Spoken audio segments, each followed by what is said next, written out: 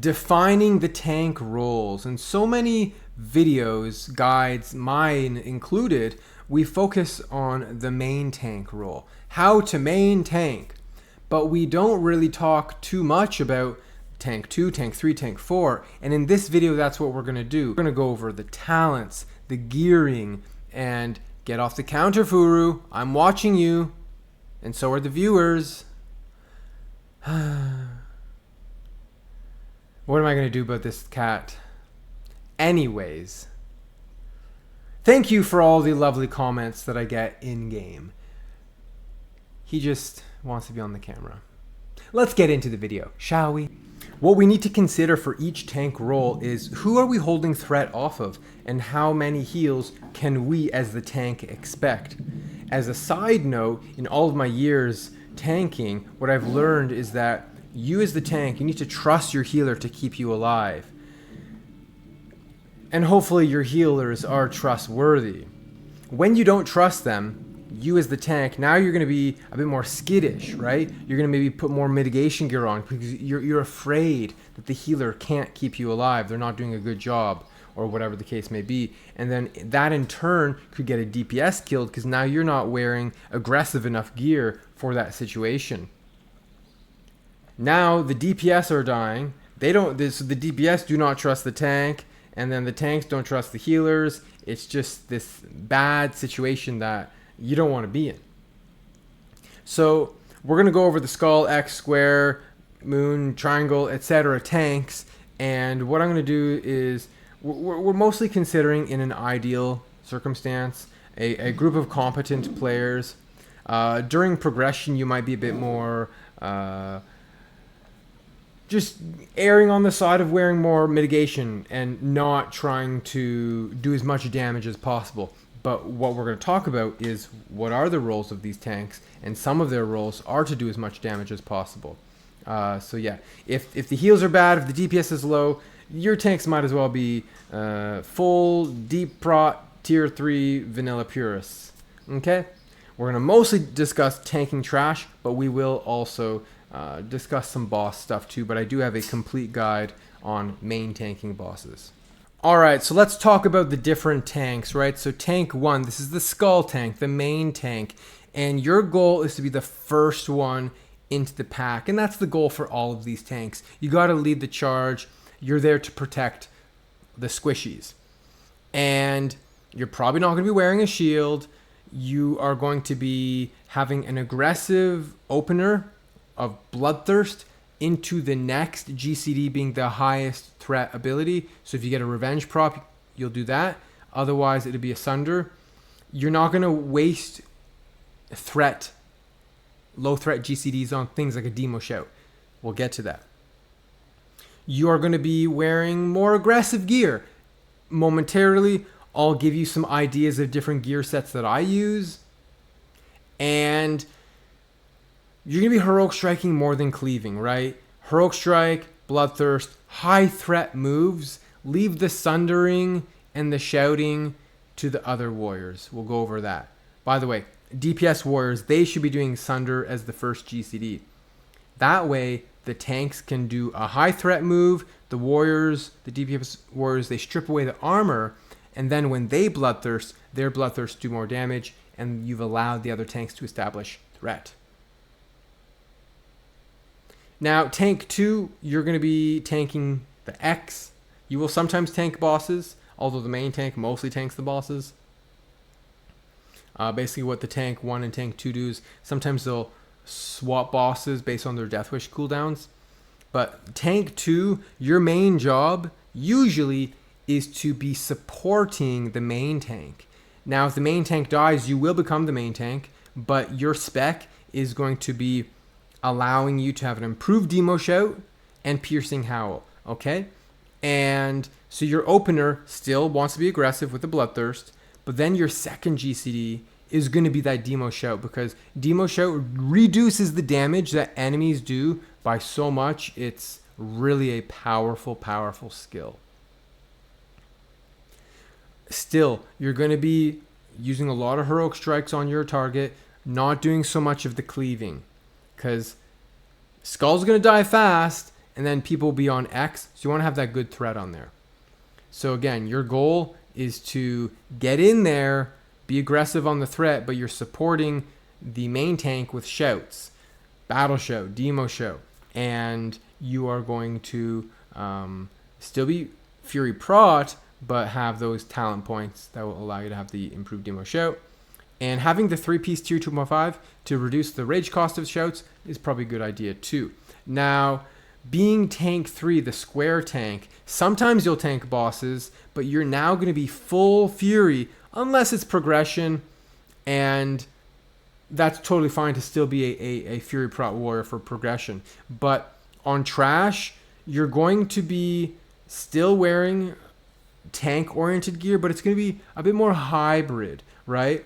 So you probably want a slow main hand, because what your combat sequence is going to look like is Sunder into Bloodthirst while in defensive stance, then you're going to Whirlwind, and then back to defensive stance, and then you'll be cleaving. So you're trying to dance a little bit between the stances because you have tactical mastery, and so this tank is a little bit more dynamic.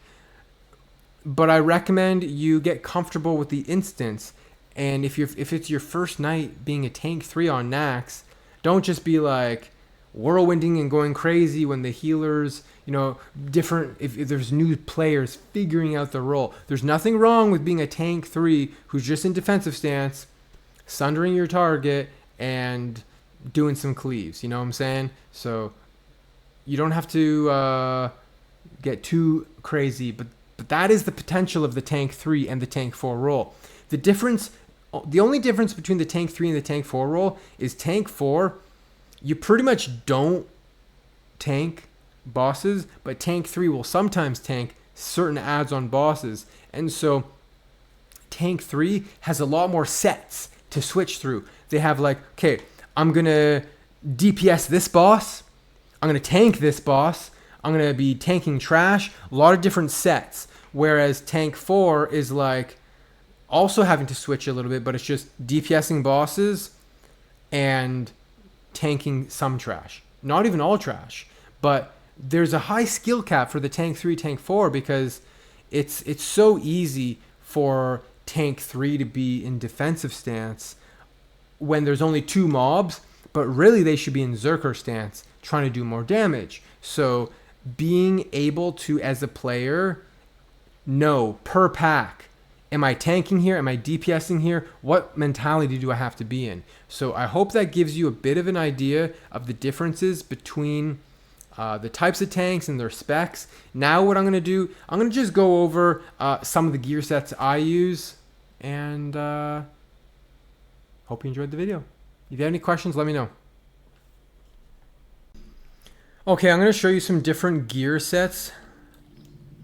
Keep in mind, these different sets, it's not based on this set is for tank 1, this set's for tank 2. That can all be used interchangeably.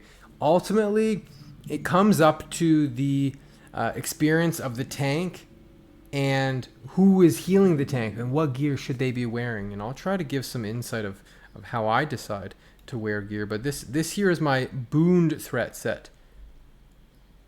So if I am not unbooned, I would wear this set while main tanking a boss that I need to do a lot of threat on.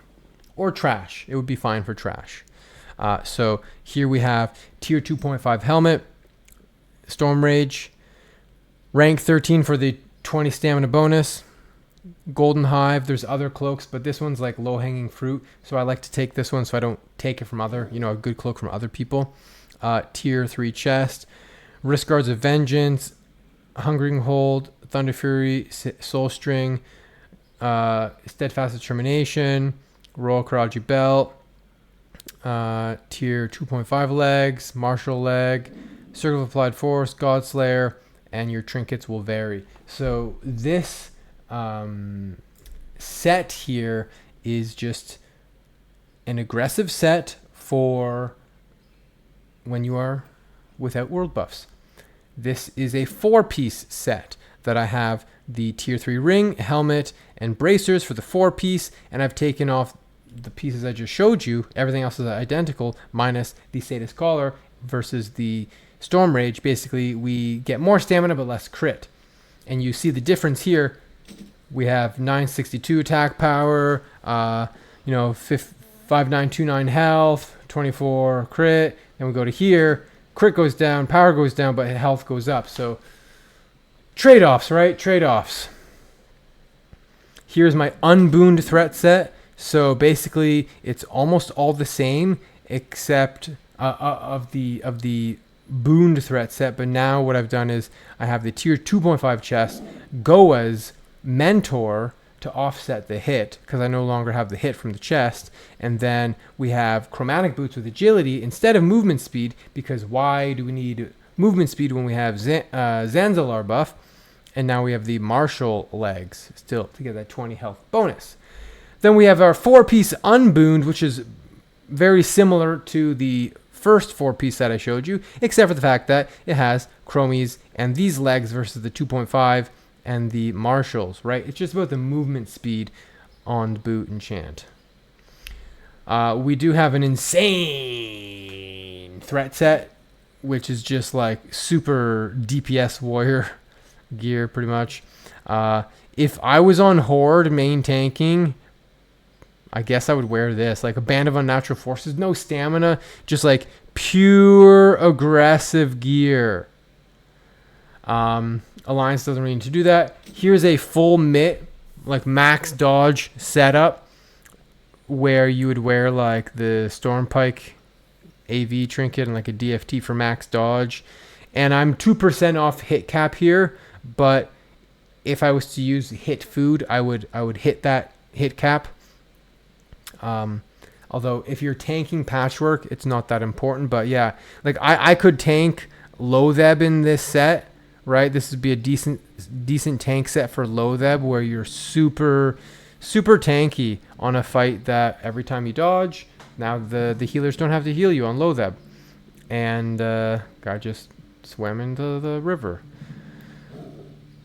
The only difference, like let's say I'm wearing my 4-piece boon set, but I'm a tank, tank 3 or something, tank 2, even,